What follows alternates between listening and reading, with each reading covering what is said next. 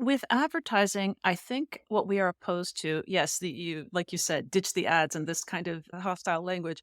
I would say what we are most opposed to is this attention derby that gets created on social media sites that serves the advertiser and not the writer or creator, where they end up having to warp their content in order to fit what is going to be surfaced.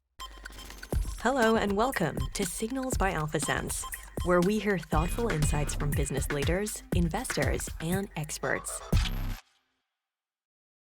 Hello and welcome. You're listening to Signals by AlphaSense, and I'm your host, Nick Mazy.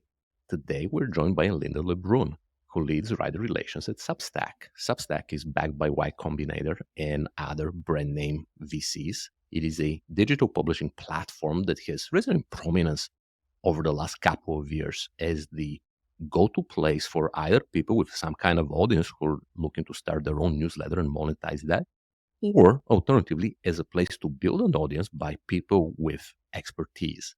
I personally subscribe to over 20 Substacks, paid and free, and the quality is really good. We're going to discuss the platform itself, the business of free and paid newsletters, content recommendation systems, advertising, free speech, and more. Linda, welcome, and can you tell us a little bit more about yourself and about the company? Nick, absolutely. And thank you so much. It's so awesome to be here and talking to you and get a chance to talk to your audience too. So, to just briefly about myself. So, my own background is that I started at Substack 2 years ago. Substack itself was started 5 years ago. A lot of people will know that Substack was founded with the idea that there was no way for a writer, a journalist to set up an independent business writing online and charge for subscriptions. We've had 30 years of technology with advertising on the internet, but all that you could really do if you had a blog to monetize it was a PayPal tip jar, which the founders of Substack thought was not good enough. So if you fast forward now, we have thousands of writers on Substack who, as independent people, they're making anything from a side income to a living to, in some cases, a fortune. And in my case, I never worked in tech before coming to Substack. I was in the investment business, but I was magnetized to pitch myself actually to work at Substack because I thought what they were doing was such an innovation and was just opening up the ability for people to be able to write, in particular about finance, investing, macroeconomics content without needing to either work in an investment bank or have a newspaper agree to platform them. They could just do it on their own. So that's how I came to it, and it's been a really fun couple of years. A lot has happened, but I've gotten to meet some just tremendous talents when it comes to writing and analysis. So, let's start with some basics. Email has been around, let's say, forever, depending on your scale. Blogs have been around forever.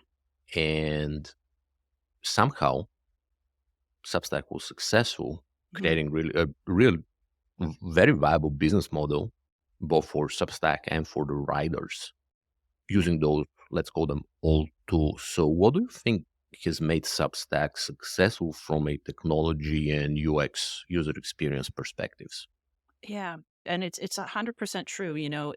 Nothing here is novel. Nothing here is rocket science in terms of the technology piece. It is just how it is put together and how it is optimized. So from a technology point of view, I think this is somebody coming from the outside to Substack and listening to the vision of the founders and seeing it enacted on the product roadmap.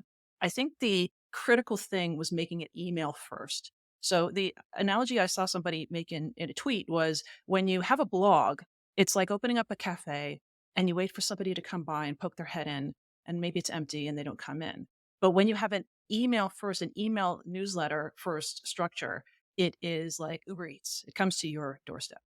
And we see it in the data because more than 95% of the interacting that people do with Substack content is either in the email inbox or on the app. So we have an Apple and Android version of the app, and people use that. But by and large, it is in email.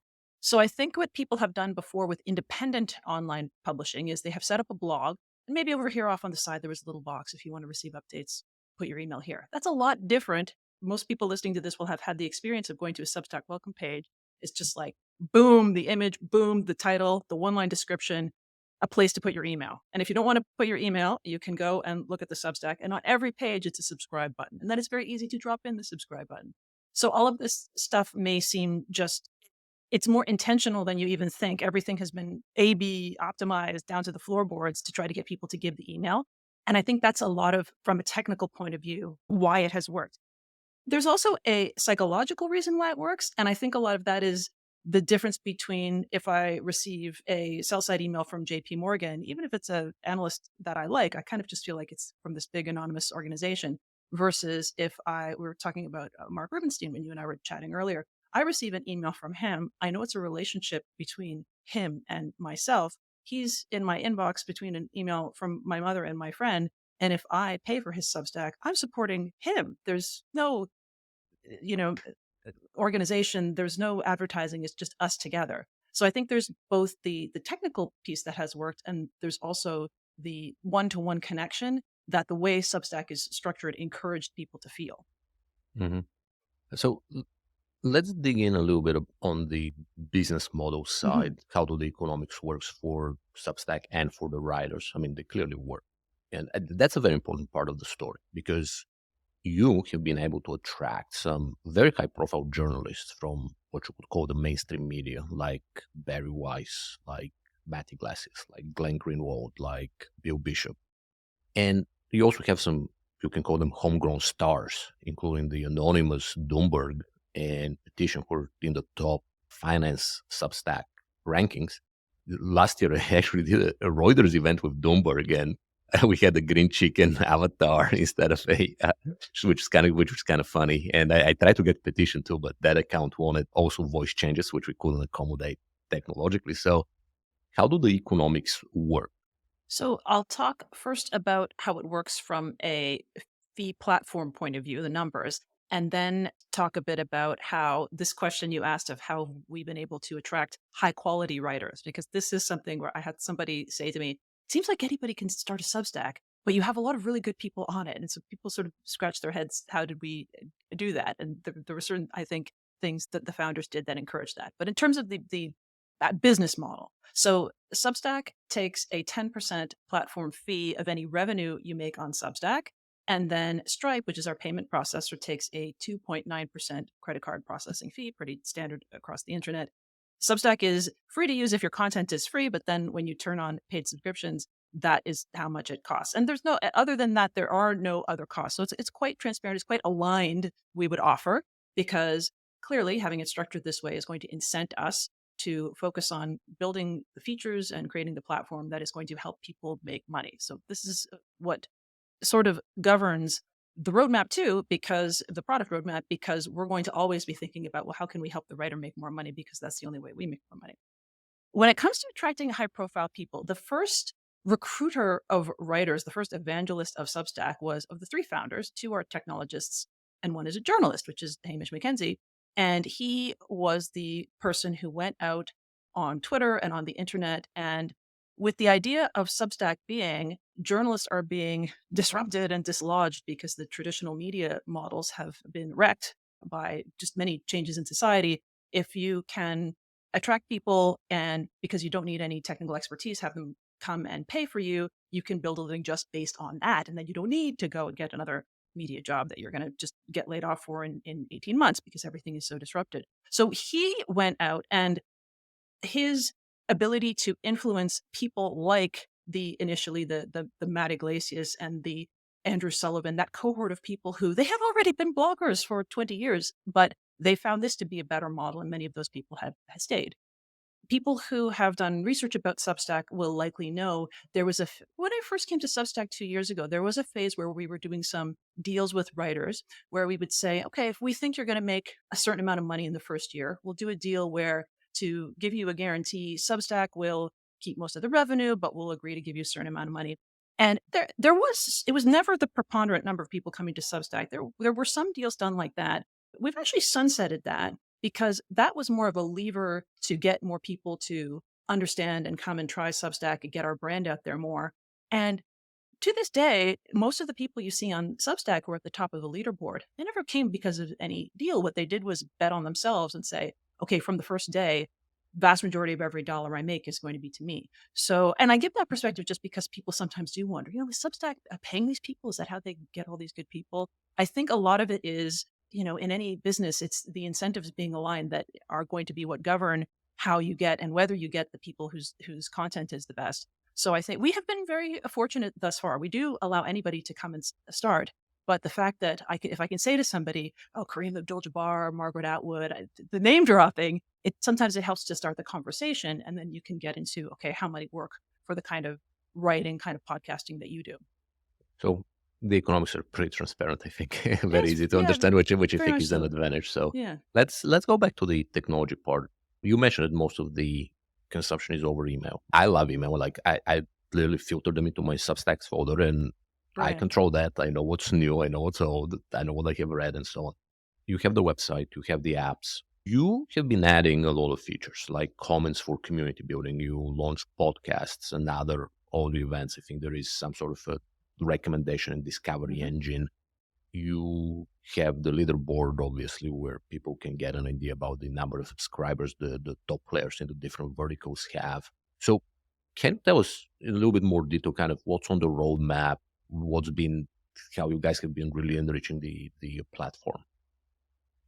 Yes, and you mentioned some things that have been really the features are I'm hesitating because I was going to say, oh, recommendations has been transformative for writers. But of course, what transforms the experience or the success of a writer is his or her own work. We can just try to make features that make it seen by more people. When it comes to the product roadmap and how we govern decisions about it, I say this as somebody not on the product side, but we all, as a small company, work very closely together, and we try to listen to writers. So the people who are writer facing are perennially feeding information back to the product side.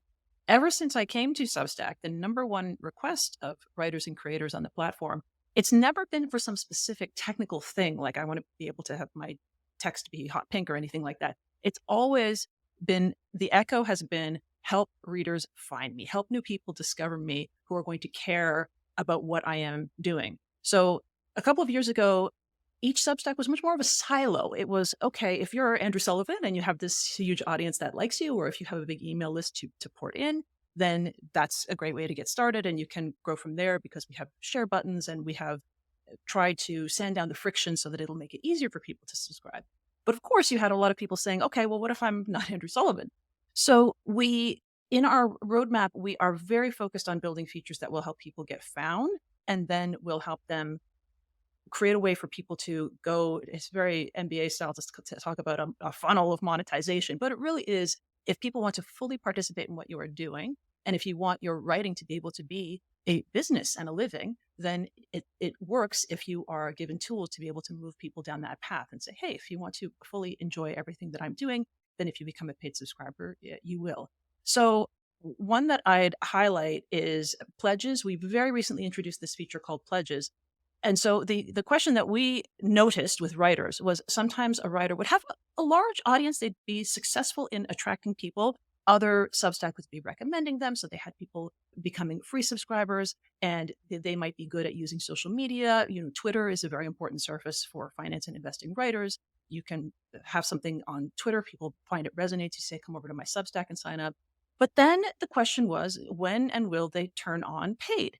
And it's a lot more than just algorithmically or a numerically based decision of, okay, I have 2,000 or 5,000 or whatever, I'll turn on paid. It's an emotional decision where you're making yourself vulnerable and saying, I think what I'm doing is worth paying for. So we at Substack said, how could we help people have more awareness or certainty as to whether they are ready for that, as to whether their audience will pay for something? I've had the experience in talking to writers. Sometimes somebody who's only publishing for free, say they have a blog, they'll say, yeah, I've had people say to me that my stuff is worth paying for. Wow, this is the biggest green flag ever. So how can we show people that green flag? So the idea of pledges was, if you have a Substack and you do not have paid turned on, there's a feature called pledges, which you can have toggled on or off. It's, as always, the writer's in charge. But then if people want to show that they are willing to pay, if you did set up a paid version of your Substack, and this not everybody listening might know this, somebody has to put in their credit card if they make a pledge to you, and the pledge becomes a real subscription, so it actually is real money. So we now have many hundreds of thousands of dollars of pledges already, even just having introduced this. And what it's doing, again, what we're very concerned about is if people can make money off their writing, it's showing them that they can. So I guess, going back to your question about the product roadmap and what we're concerned about is giving people the certainty to, first of all, for them to come and use Substack and to understand that it is easy enough and that we do help you grow. And then the second thing too, we'd like to get them to go paid because I talked about how we don't make money unless they do. And then maybe the last thing I'd highlight is there are more ways to engage an audience than just text. So from day one, Substack has always been about writing, the writers. Internally, if you could read our Slack, we don't talk about users of Substack. We always use the word writer. There are a lot more creators than just writers, though. So we, over the past year, have developed a lot more our podcasting functionality. And this is something I think we want to communicate more that it's a thing because a lot of people don't know. You can host a podcast on Substack. You have the benefit of every time you release an episode, it goes out to your email list. You have a comment section under every episode. You can choose to paywall some episodes if you wish. So we're trying to, just as with text, make our mark in one part of podcasting. If you're Joe Rogan, you're never going to move your podcast to Substack because he's making $1 billion off ads. But if you are somebody who is, again, talking about our finance and investing community, if you podcast to a niche of people and they find your content actionable, you might not need to worry about finding some advertisers. You might be able to monetize it just by putting some episodes behind a paywall. So I'd say all of that is, we have a busy product roadmap because there's a lot we can do. And we are getting feedback from writers all the time on what they'd like to see next from us. Hmm. And it kind of nicely leads into the next question I wanted to ask you, and that is about advertising. And I really want to know how you think about it. And everybody knows that advertising in the media right now, online, just absolutely degrades the user experience, right? It's not just bloat and loading speed and just offensive, ugly ads in your face. We also know that social media is not optimized for the users; it's Mhm. optimized for the advertisers, right? Ad load has obviously been increasing, whether it's in search, whether it's on the big other social platforms and so on. And I always joke that ad funding is the original sin of the social media Mm. companies. So, Wow. and Substack itself doesn't run ads, as in, like, there is no ad sales department the Mhm. way you would, you can call a penny paper and, they'll sell you ads. And I think when I looked at the Twitter profile of Substack Inc., it says Digity Ads. That was a few weeks ago. Maybe it's still there. And you really are about subscriptions rather than advertising. But there is another angle. We have advertised in a number of Mhm. Substacks, and we've had to reach out to the writers individually to see what makes sense. And, something like trackable, like an upcoming webinar in their niche and things like that. So it is doable. But from an ad buyer perspective, it's very inefficient. So, what is the philosophy around ads? Because advertising clearly happens on Substack. We've Mhm. done it. Mhm. But on the other hand, you're not facilitating that. With advertising, I think what we are opposed to, yes, like you said, ditch the ads and this kind of hostile language. I would say what we are most opposed to is this attention derby that gets created on social media sites that serves the advertiser and not the writer or creator, where they end up having to warp their content in order to fit what is going to be surfaced. And this is from YouTube to Twitter to everywhere else, what has created a lowest common denominator effect of anything that you read, see, or hear on the internet. So we wanted to be in opposition to that. It's not an ideological opposition to ads per se. And indeed, as you've observed, many Substack writers do, particularly in the free version of their product, they will have some ads. It's not uncommon. Somebody will have a banner and say brought to you by at the top, or some people will do classified ads. And when I see that, personally, I mean, I'm commercial minded and practical about it. I'm happy that they are getting more money. The more money that they have to continue to independently support what they do, the better. I guess our perspective as Substack right now is the hole in what is available for writers and creators for self-support is paid subscription has not been easy to do. You always had to hire somebody and they had to clutch together a bunch of different solutions and do plugins, and you're just tearing your hair out with the complexity of everything. Whereas Substack just said it's a full stack for subscription publishing, hence the name. Out of the box, it just works. So the first part is it didn't exist before to just write and be paid for it. And that's what we've focused our time and attention on. Whereas if it comes to help people attract advertisers and invoice advertisers and be a matchmaker with advertisers, that has existed elsewhere, right? But this is what we've, and it seems to be working. It seems to be gelling to just give people a way to get paid. The other thing I might offer with advertising is the vast majority of people on Substack would be individuals or small teams. And for an individual or a small team, the absolute biggest priority for them is to focus their time and attention on what will help their content business, for lack of a better word, grow, which is probably spending their time on the writing and truly the marketing part too. And to try to also have an ad sales department, it's a tough one if you are an independent. Again, like all that said, it's not a fundamental ideological opposition to it.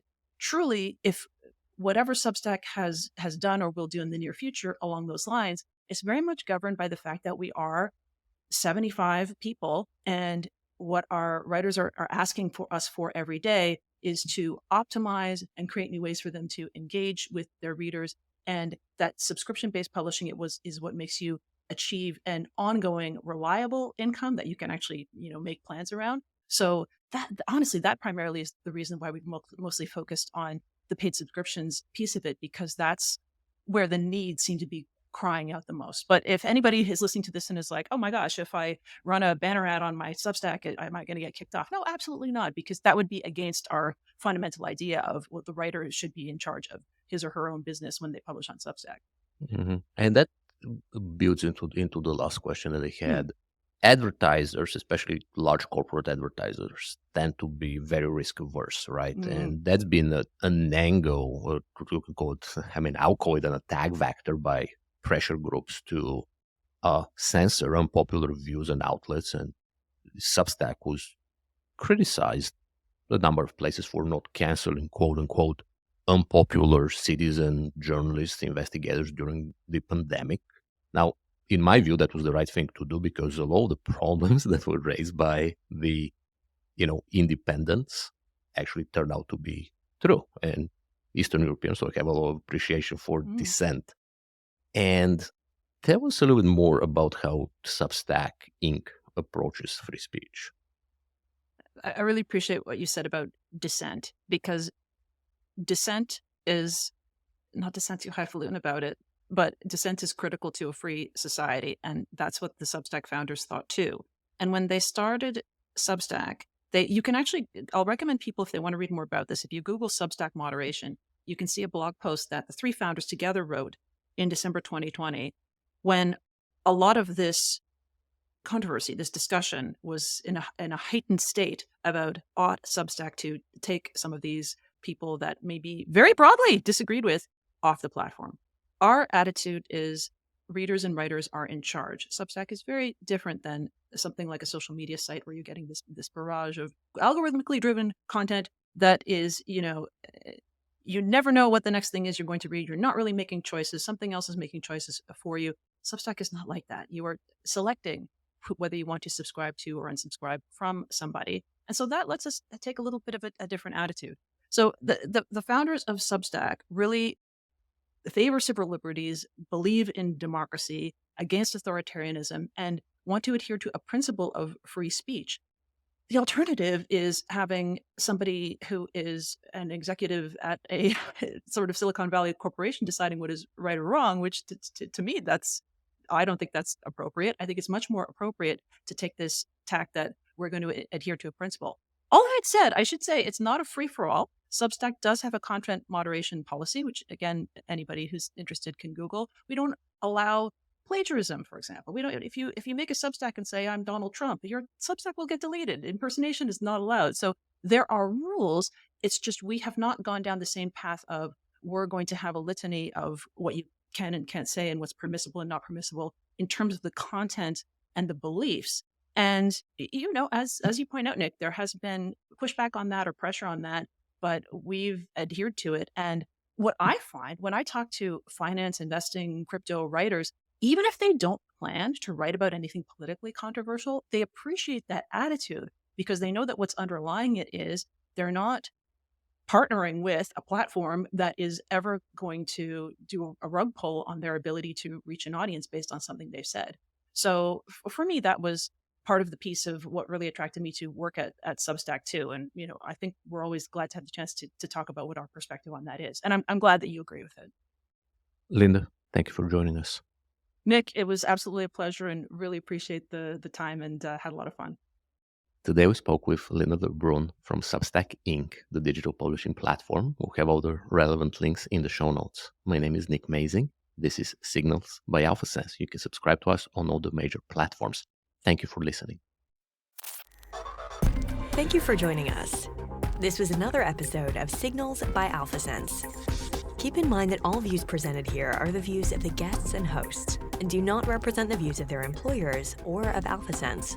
Nothing in this podcast constitutes investing, tax, legal, or medical advice. If you enjoyed this episode, leave us a rating and review, and subscribe for more.